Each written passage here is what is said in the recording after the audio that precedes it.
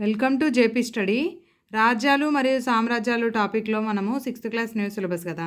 ఈ రాజ్యాలు సామ్రాజ్యాల టాపిక్లో మనం లాస్ట్ వీడియోస్లో 50 బిట్స్ దాకా చూసాము.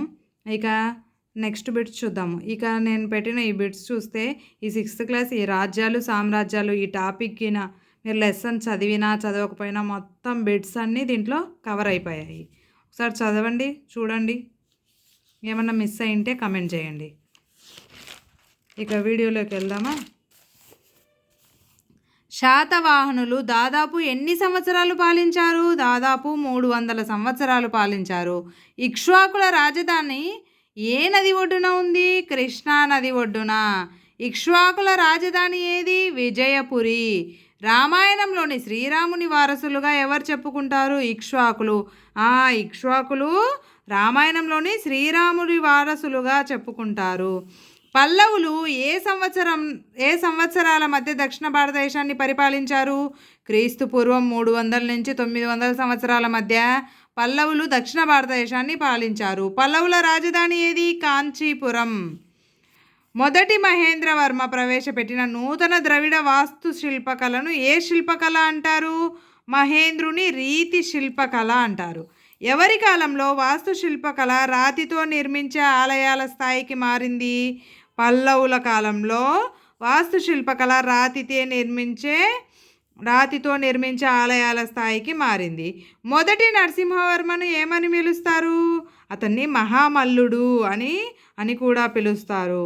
పంచపాండవ రథాలు ఎవరి కాలంలో నిర్మించారు? మొదటి నరసింహవర్మ కాలంలో పంచపాండవ రథాలు నిర్మించారు.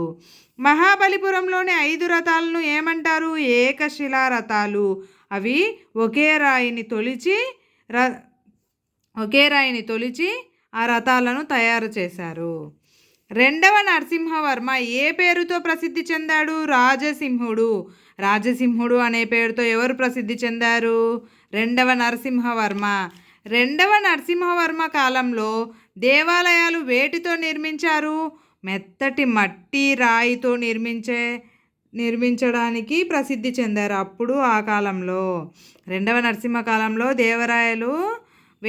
దేవాలయాలు వేటితో నిర్మించారు? మెత్తటి మట్టి రాయితో నిర్మించారు. కాంచీపురంలోని ప్రసిద్ధ కైలాసనాథ దేవాలయము రాజసింహుని వాస్తు శిల్ప కళారీతికి చక్కటి ఉదాహరణ. చూడండి, కాంచీపురంలోని ప్రసిద్ధ కైలాసనాథ దేవాలయము ఎవరి వాస్తు శిల్ప కళారీతికి చక్కటి ఉదాహరణ? రాజసింహుని వాస్తు శిల్పరీతికి చక్కటి ఉదాహరణ అయిన దేవాలయం ఎక్కడుంది? కాంచీపురంలో. ఏ దేవాలయం అది? కైలాసనాథ దేవాలయము.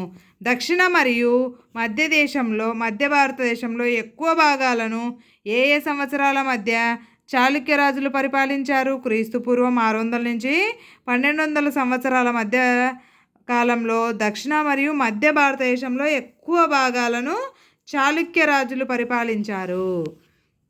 ఇక చాళుక్య రాజులలో ప్రసిద్ధి చెందిన వారు ఎవరు? రెండవ పులకేశి.